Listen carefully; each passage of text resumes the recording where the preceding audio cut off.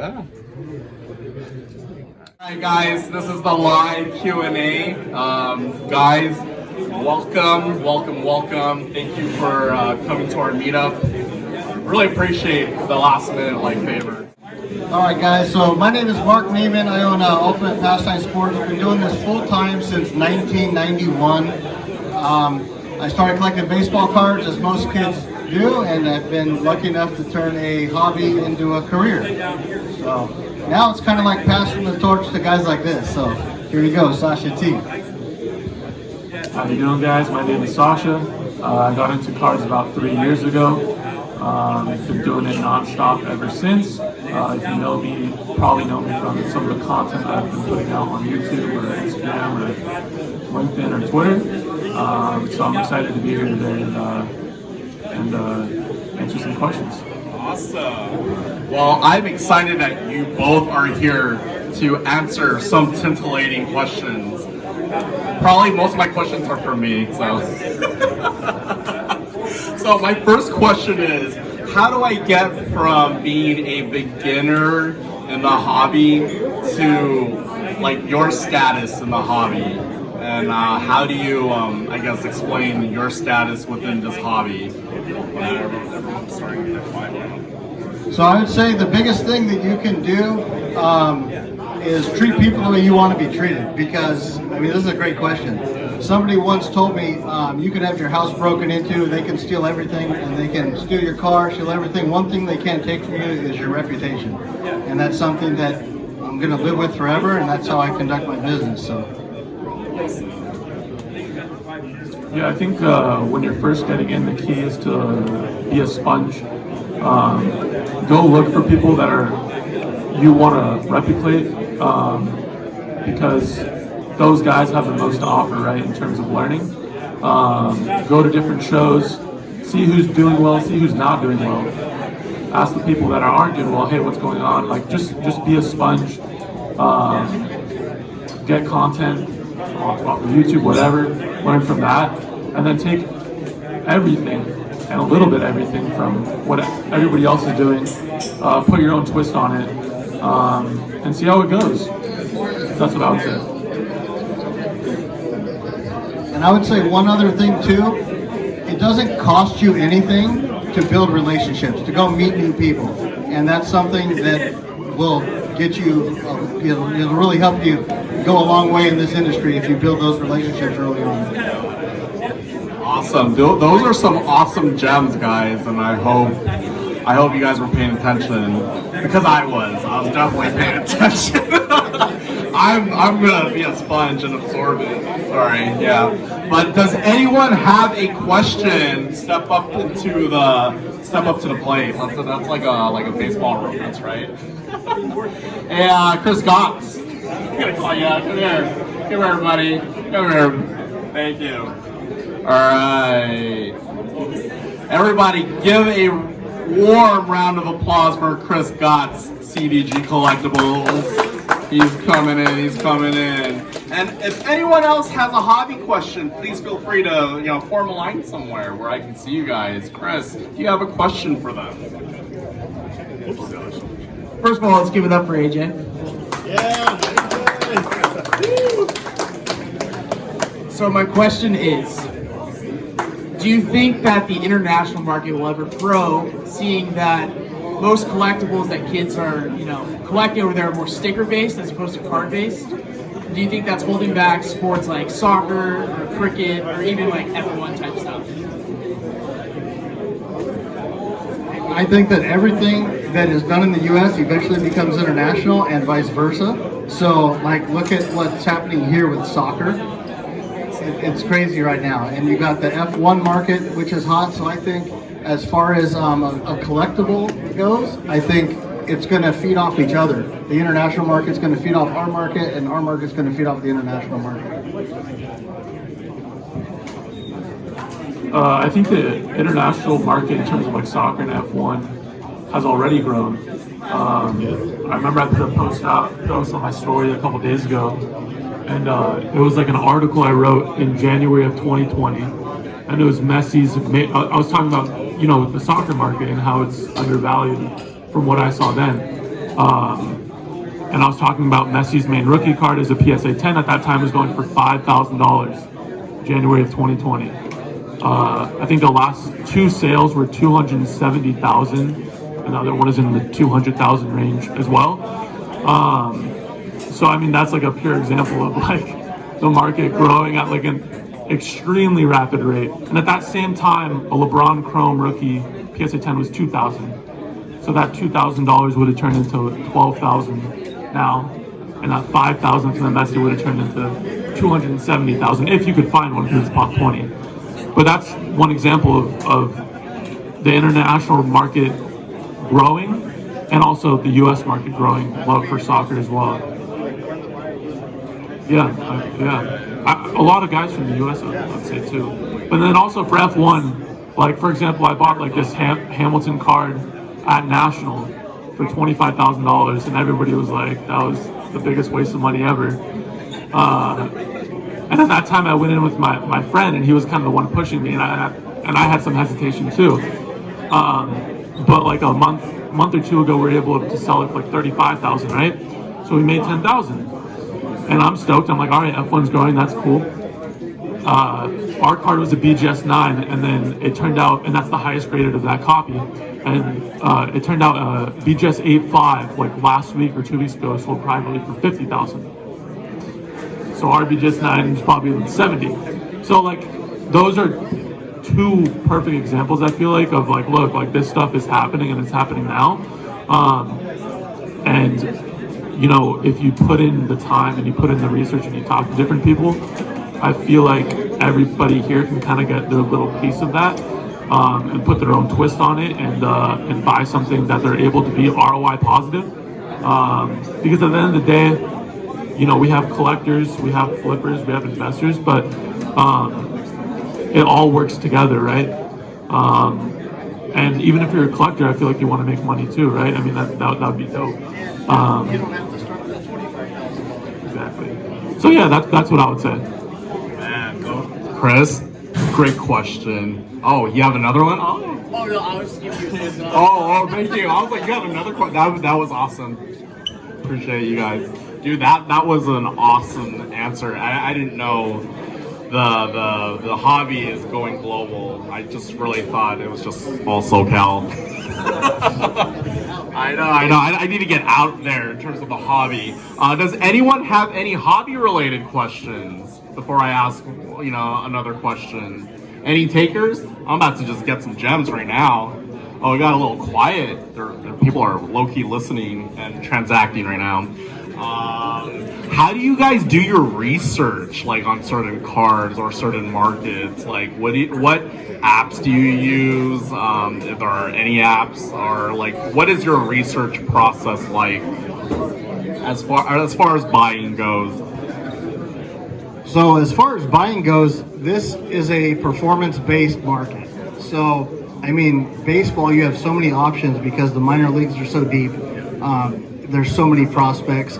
You just have to look at the guys, where they came from, what they're doing. Basketball, kind of same thing. Football, what's crazy about this market is baseball literally changes every day because they play so often. Basketball, you have a couple days to sell stuff, and football, you have an entire week to sell stuff. So as far as doing research, just go back and see where they came from. See where some of these kids came from, and see who you think has the most potential. And there's always going to be sleepers.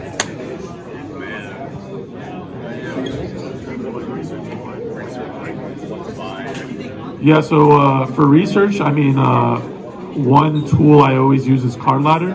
I really like what, you know, they've put on there, Chris, Josh, and Christina. And actually, they just sold to PSA the other day. So that's really cool. I'm excited to see what they implement in the PSA system. But I use Card Ladder a lot. I use Alt's price tool a lot. And then the other thing I do when I'm trying to learn, you know, different players in different markets, you know, I have a core kind of group of guys that I always pester and call, and trying to gain as much information from them as I can. Again, guys, if you're trying to learn a specific set or a specific market or a specific player, you want to find the people that know and are the experts of that sort of area and soak as much information and get as much information from them as possible. None of us, all of us have started from, point A, right? And you're not going to get anywhere by just doing it all yourself. It's just not going to happen. You're not going to be able to gain, it might happen, but it's going to take way longer than getting it, being cordial and friendly to other people and trying to get that information from them. So I would say that I ask questions. I ask a lot of my friends, and then I use tools like Card Ladder and stuff like that into the arsenal as well. Free gems, guys. Free game. And when it comes to going to a show, you could go to a show and you could leave the show and not have bought anything. But if you can leave with more knowledge than you showed up with, that's a win. Because you're not going to learn anything by talking, but you can learn a hell of a lot by listening. I just learned a lot today, guys. I hope y'all were listening. But yeah, guys. Does anyone else have a question before I let these gentlemen go and make deals and buy what they like? I don't have a question, but how many people in here over the last month have sales slowed down at shows? Put your hand up if it has. You guys hear that? How many people over the last month has sales have slowed down at shows? Raise your hand. That's like a decent side. Or I guess that side is just killing it over there. But why I'm bringing that up is there's a shift in the market right now currently. A lot of money has shifted, right? Last year, a lot of money went into base, it went into silvers, it went into stuff, product like that. Institutional money has gotten smart. They're going after the high end, the stuff that can't be replicated right now, right? So at shows, what are we seeing? We're seeing base, we're seeing silvers, the stuff that's kind of just there now, right? So what I want to bring up is like, look, if you're going to a show to find deals, it's going to be tougher. If you're going to a show to sell, it's going to be tougher. Look for places like alt liquid auctions. Nobody knows about it. Literally, like nobody talks about it. The people that do know about it don't want to talk about it. Prices on there go for like 70-80% of comps. You can literally buy that card, either put it up on eBay or bring it to a show and sell it, right? PWCC monthly auctions, they don't have it on eBay anymore. It's all on their website. You know how many cards end at one night? It's not possible for all that stuff to go at comps. So if you put in the time and you put in the research and you shift your strategy to online based, I think you're gonna see a good ROI over the next couple months. Like in terms of my business, 70% of my business now, I buy off of online. I don't buy at shows anymore, because it's way tougher. So I just want to bring that up because I see you going into shows. Marc sees going into shows. It's tougher now. So you got to find different ways to be able to create that that margin point, that profit. You always want to go to shows to buy stuff and to sell stuff, because I prefer to deal in person and be able to know who I'm dealing with, see the card I'm getting, and so on. Now, there is another opportunity, like Sasha was talking about, to be able to buy online. Like, I buy eBay auctions, I win auctions, I'll relist them in my eBay store, and before they're even off the sold page, I would have resold it and made 25% on it after fees. So there's a lot of other opportunities out there right now as well. Well, I am not a resident expert like these gentlemen, but I have noticed the change in the hobby, and what I did to change my strategies in shows were to create games, because I know the hobby right now isn't as straight up as it was like a year ago, where you get it's a two-step process where you get the card, you get cash. Now it's like a four-step process where you get the card, you trade the cards, you trade it 3 to 4 ways, and then you get the cash. So it's no longer straight up, because everyone, I think, in the market is just really sharp, or maybe it's just SoCal and I haven't left SoCal, but everyone here is just really sharp now, because either they got, like me, got burned at the beginning of the hobby and got really smart about it, or apps like Alt, started changing the landscape of the hobby. So it's a tough market because everyone is that much more knowledgeable, I think. I'm not a resident expert like these two guys, though. That's a good question.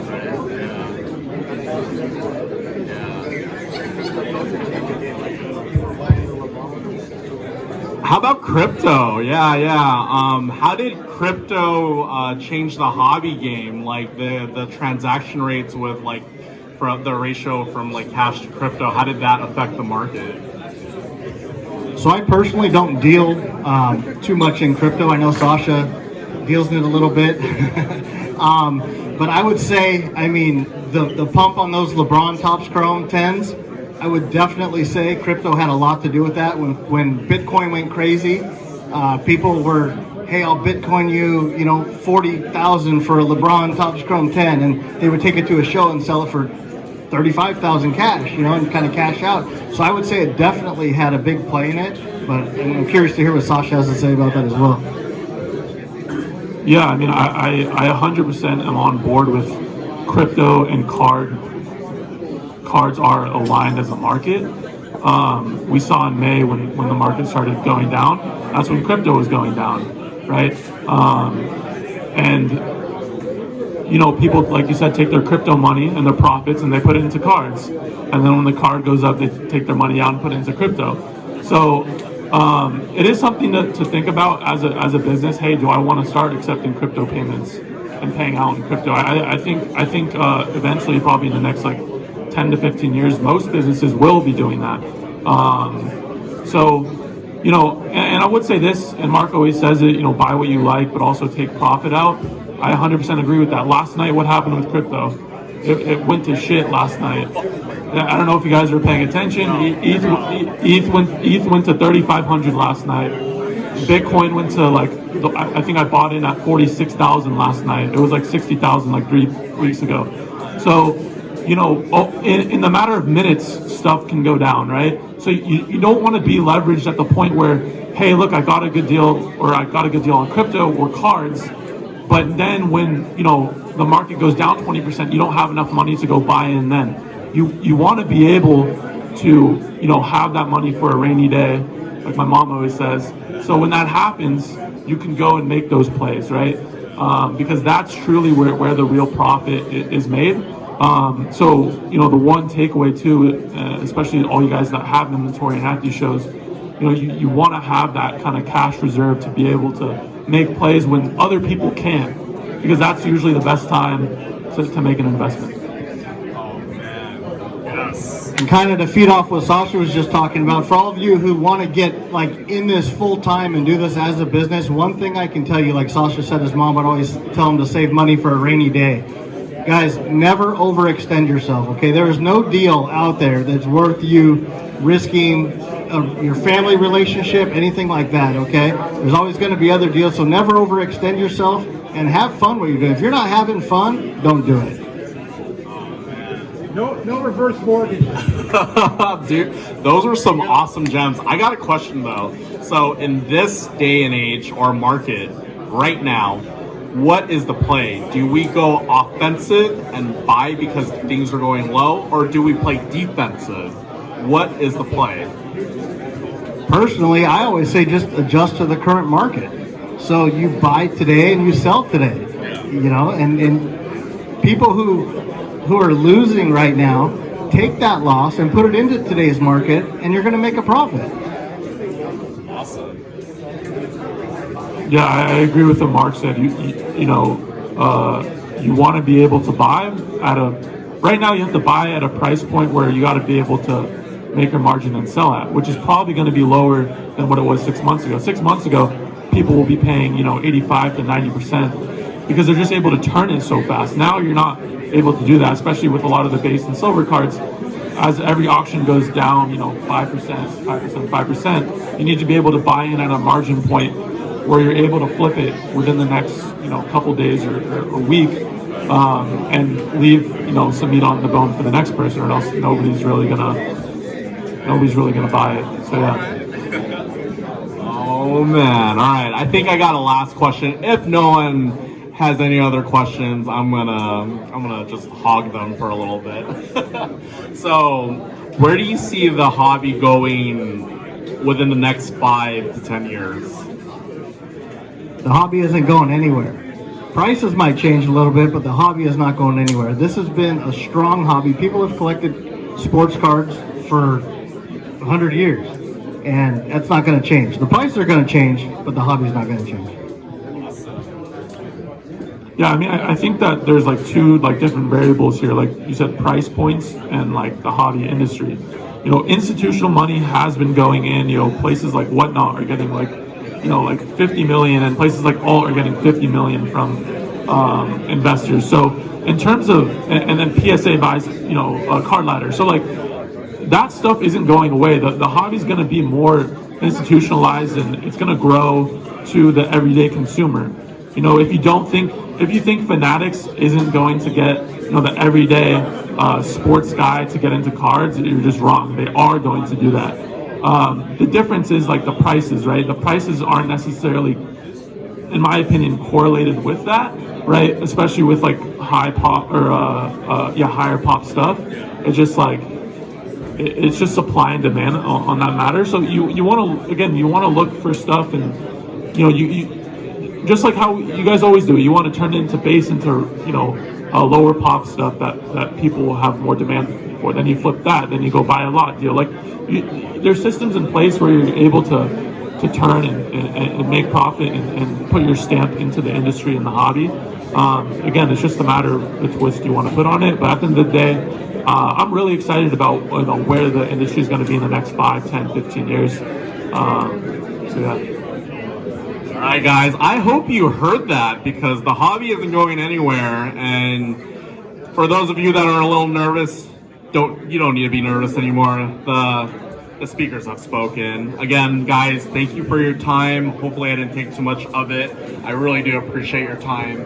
Forever grateful for you guys. All right, guys.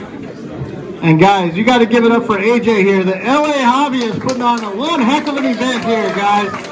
AJ, and thank you to Robert and Krista here at Diamond 9 for letting AJ do his event here, and look forward to the next one. Thank you. I thank the vendors and the customers and everyone who's participating. The hobby isn't the hobby without you, so just remember that. All right, guys, much love. Bye.